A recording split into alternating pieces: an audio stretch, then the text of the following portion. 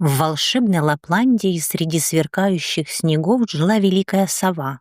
Звали ее Ахьягаска, что на языке древних шаманов означало «хозяйка северного света».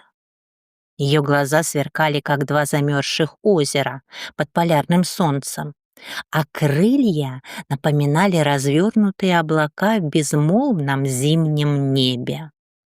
Старые нойды, шаманы тундры, говорили, что Ахьягаска видела все: рождение олененка в тайной долине, тень волка, скользящего по ледяному склону, и даже несказанные мысли людей, укутанных в меха и молчание.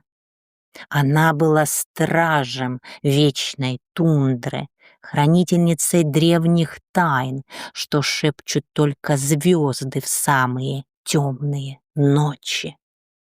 Но однажды, в долгую полярную ночь, солнце вдруг вспыхнуло в небе особенно ярко, как пламя среди льда. Это был знак. Сова Ахьягаска поняла, кто должен услышать ее завет. На берегу безмолвного озера под покрывалом звезд спала девочка. Она родилась во время Гуавсахас, северного сияния, когда небо раздвигает свои границы и впускает свет духов. Старейшины Саамов говорили: «В ее жилах течет свет полярной ночи». Но никто не знал, какую судьбу уготовили ей силы, древние, как сама тундра. Над ее сном танцевали зеленые и лиловые лучи, словно сам мир невидимых духов спускался с небес, чтобы прикоснуться к ее душе. Сова, что парила высоко в небе, видела это сияние, не простое, а живое, сотканное шепота ветров, памяти звезд и древней магии, спящей в глубинах земли. Девочку звали Инка. Она была дитя неба и земли.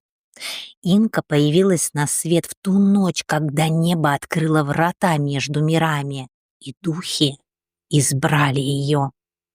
С самого детства у нее был наставник, тот, кто знал ее истинную судьбу. Это был Ихпеюкка, филин, мудрый страж лесов и древний друг ее матери. Он хранил в себе знания многих поколений, умел говорить с духами ветра и читать следы судьбы в узорах инея.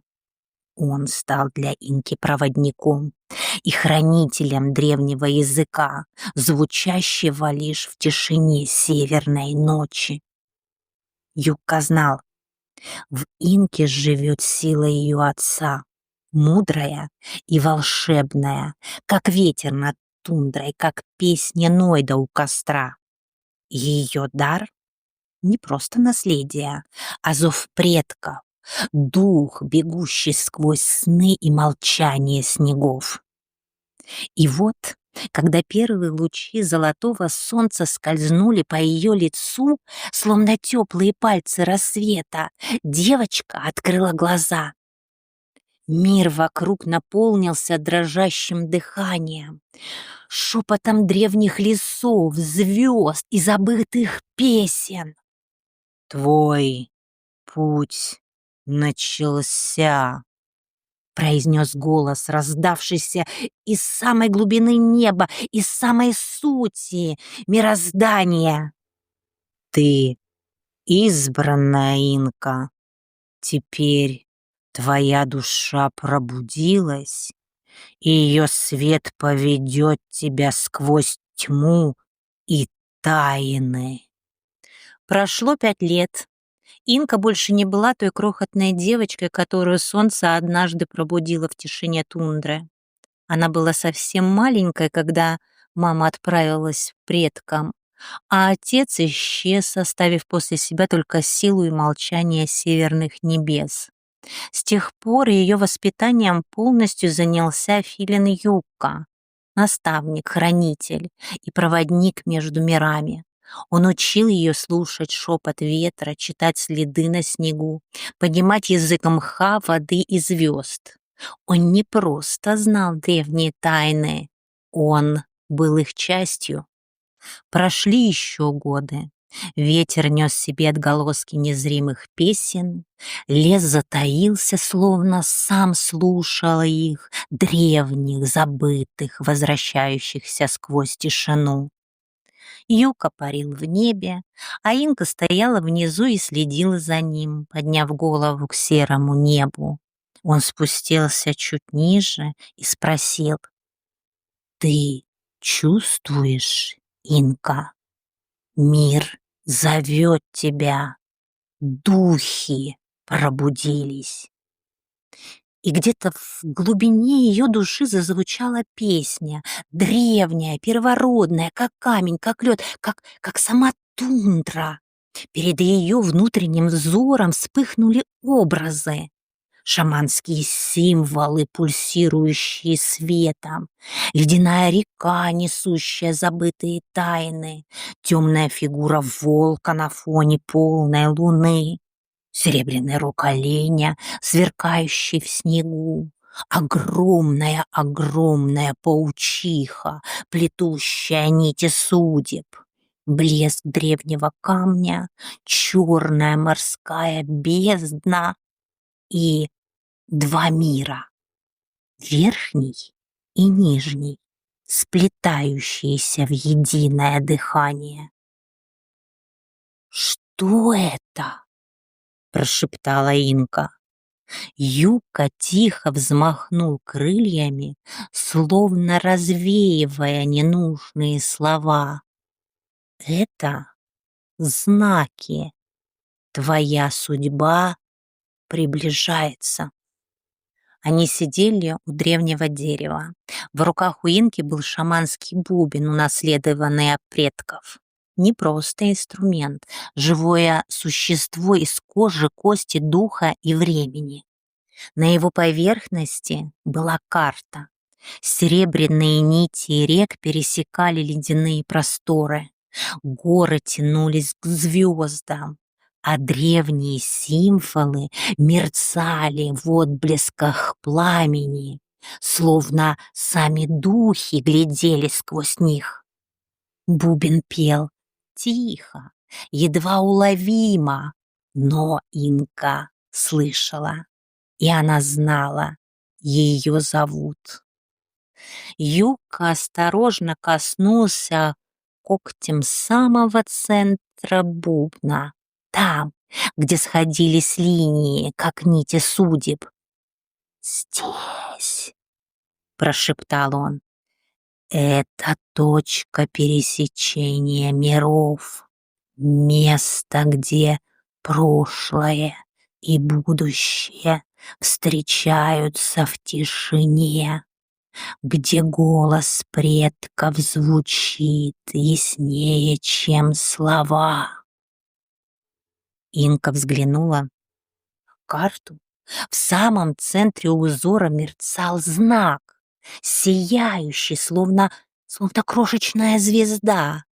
Она уже видела его во снах, в отражениях воды, в следах на снегу. «Кто это?» Ее голос был тих, почти неуловим, как дыхание морозного утра. Юка посмотрел на нее с глубокой нежностью, в которой таилась тревога. «Это место силы, Инка. Там хранится ответ. Но помни, ты не единственная, кто его ищет. Тьма знает о нем». В этот миг с гор сорвался резкий порыв ветра. Закружился мох и пепел костра. Поверхность бубна вспыхнула. Знаки возникли один за другим, словно древние духи услышали их разговоры и решили ответить.